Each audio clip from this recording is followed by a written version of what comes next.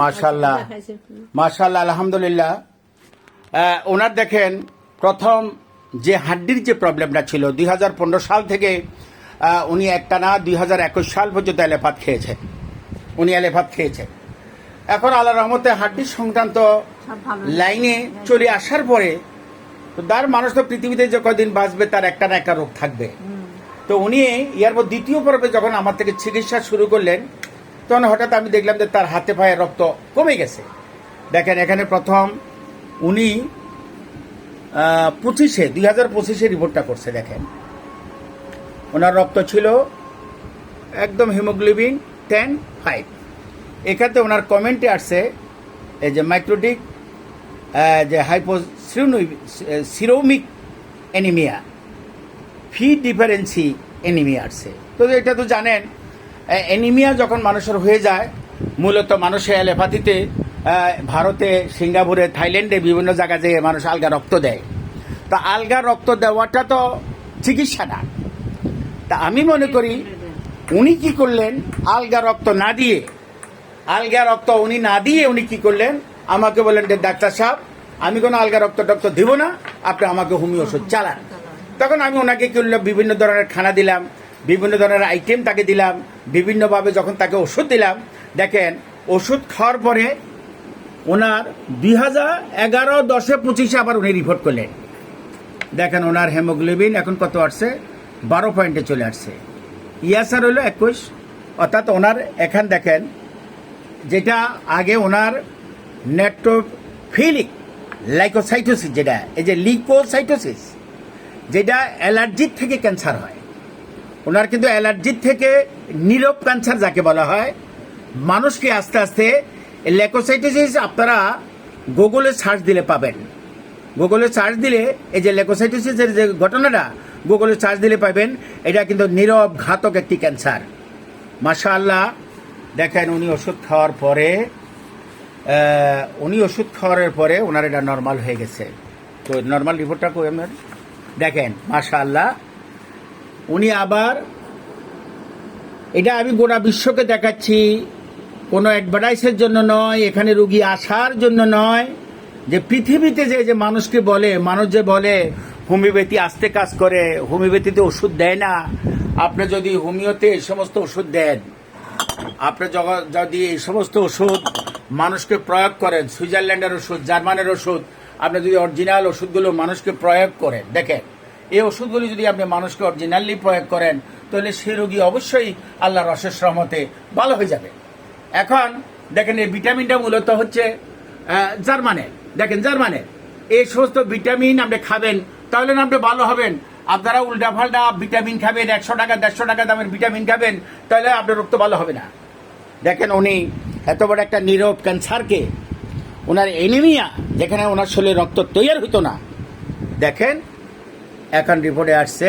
উনি রিপোর্টটা করছেন কবে, যখন ওনার রোগ ধরা পড়লো, কয় তারিখে রোগ ধরা পড়ছে, 11-10-25। তাহলে এটা কিভাবে হোমিওপ্যাথিতে আসতে কাজ করলো দেখেন।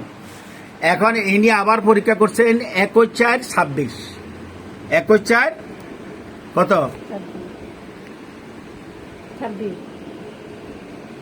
21-4-26 উনি রিপোর্ট করলেন। দেখেন নূরজাহান বেগম বিনা।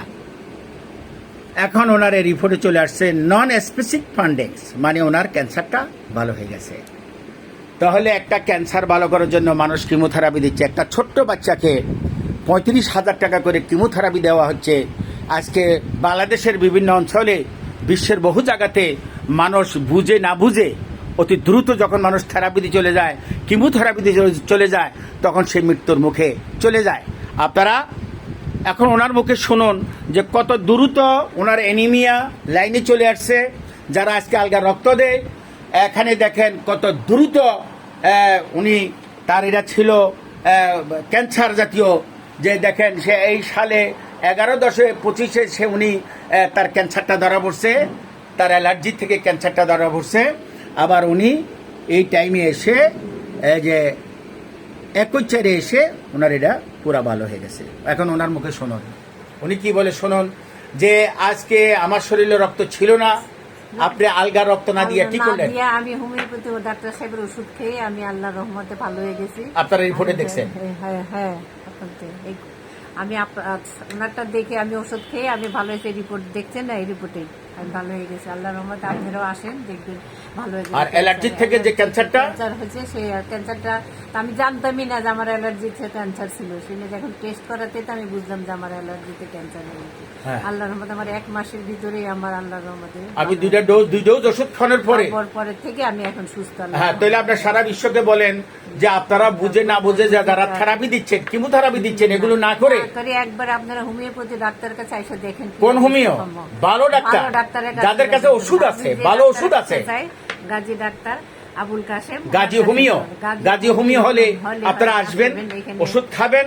এটা কোনো অ্যাডভার্টাইজ না। যারা দেখছি আমি খাইছি আল্লাহর রহমতে, ওনার ওষুধকে তারা ভালো হয়ে গেছে, ভালো হচ্ছে এখনো তারা খাচ্ছে। এটা তো আপনারা আমার জ্বলন্ত রিপোর্টে দেখলেন, যেখানে আমার রোগটা 11/10-25 ধরা পড়লো। আমার নীরব ঘাতক যেটা অ্যালার্জির থেকে ক্যান্সার, তারপরে এটা হলো নন স্পেসিফিক ফান্ডিংসে চলে আসছে। একই ছাড়ে উনি আমরা এই রিপোর্ট করে দেখি যে আমার এই ক্যান্সারটা আল্লাহর অশেষ রহমতে আমি ভালো হয়ে গেছি। তারপরে আমার এই যে এনিমিয়া ছিল, আল্লাহ রহমতে আমার এনিমিয়াটাও আল্লাহ রহমতে আমার এটা ভালো হয়ে গেছে। এই দেখেন, এই যে রুগীটা আসছে দুবাই থেকে, এই রুগীটা আসছে আমেরিকা প্রবাসী। দেখেন, এই রুগীটা আসছে, এই রুগীটার অবস্থা দেখলে দেখবেন যে অ্যালার্জির থেকে কিভাবে ক্যান্সার হয়।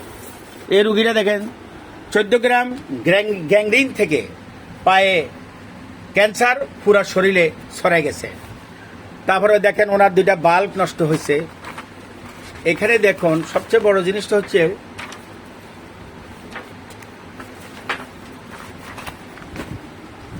এই যে মানুষদের দেখেন অ্যালার্জিটাকে বিভিন্ন রকমের ট্যাবলেট ক্যাপসুল খাইয়ে এটাকে নর্মাল করে ফেলায়। দেখেন ওনার, দেখেন অ্যালার্জি থাকার কথা কত, দেখেন সবাই দেখেন, মোবাইলে স্ক্রিনে দেখেন, সিরাম আইজি থাকার কথা ওনার নর্মাল 150, ওনার ধরা পড়ছে কত দেখেন, সিরাম আইজি ওনার ধরা পড়ছে 12,560। 12,560 থেকে সিরাম ক্যান্সার 125 ধরা পড়ছে 52.30, তার নর্মাল থাকার কথা 35। দেখেন এইটা পুরা বডিতে তার অ্যালার্জি পরিমাণ অতিরিক্ত হওয়ার কারণে পুরা শরীরে ক্যান্সার ছড়িয়ে পড়েছে। এটা আমি আপনাদেরকে বাস্তব জীবনে দেখালাম, একজন ডাক্তার হিসাবে বাস্তব জীবনে দেখালাম। আপনারা যখন অরিজিনাল ওষুধ খাবেন, অরিজিনাল ওষুধের এক দাম, তা আপনারা বিভিন্ন ফানি মিশানো আজে বাজে ডাক্তারের কাছে যাবেন, যাইয়া ওনারা উল্টাপাল্টা ওষুধ দিবে, বলবে যে হোমিওপ্যাথিতে আস্তে কাজ করে, ওষুধে কাজ করে না। এগুলো সব ভুল কথা। আপনারা আগে দেখবেন, একজন ডাক্তারের লেখাপড়া দেখবেন, তার স্ট্যাটাস দেখবেন, তার লাইন দেখবেন, তার চেম্বার দেখবেন, তাহলে না আপনার রোগ ভালো হবে।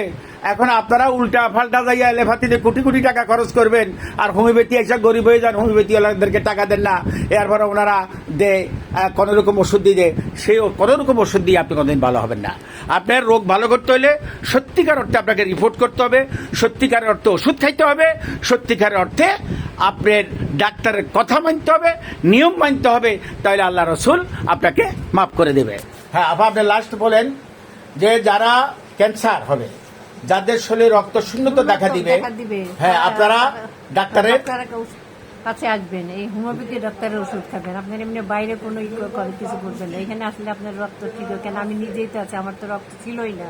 আমি ওনার সাজেশে চলাতে, ওষুধ খাওয়াতে আল্লাহর রহমতে আমি এখন অনেক ভালো শক্তি পাই, শরীর সুস্থ আছে, ভালো আছে, চলাফেরা করতে পারছি ঠিক মতো, নামাজ ব্যায়াম করতে পারতেছি, নামাজ পড়তে পারছি, হাঁটে দাঁড়ায় নামাজ পড়তে পারি। আগে তো আমি দাঁড়াই পড়তে পারি না, এত হাঁটু ব্যথা ছিল, বসে বসে নামাজ পড়তাম। আল্লাহর রহমতে এখন আমার সব ঠিক হয়ে গেছে। আমি আগের চেয়ে অনেক শক্তিশালী, মানে আমার শরীর হয়ে গেছে একদম আগের চেয়ে।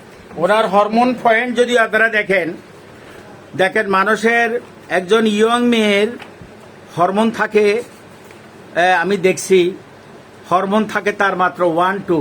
দেখেন ওনার এই বয়সে ওনার রক্তর লাইন যখন ওনার ভালো হয়ে গেল, রক্তের লাইনটা যখন ওনার ভালো হয়ে গেল, দেখেন ওনার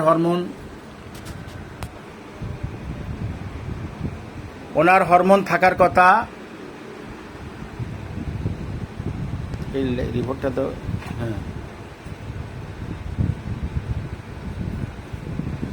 হ্যাঁ ওনার হরমোন থাকার কথা। দেখেন ওনার এই বয়সে 63 বছর বয়সে ওনার হরমোন এখন দেখা যাচ্ছে কত 10.40। দেখেন এটার নাম হলো প্রোলাকশন 10.40। তা অথচ রক্ত যদি আপনার শরীরে না থাকে, দেখেন হাতের যে স্প্রিটের যে রক্তটা, এই যে স্প্রিট যে রক্তটা, আপনার ভিতরে যদি রক্ত না থাকে তো হরমোন কোত্থেকে আসবে? রক্ত ঠিক থাকলে হরমোন ঠিক থাকবে। হরমোন যখন কমে যাবে তখন আপনার অনেক কিছু সমস্যা হয়ে যাবে। তো এই জন্য আপনারা এগুলো খেয়াল করে চলবেন।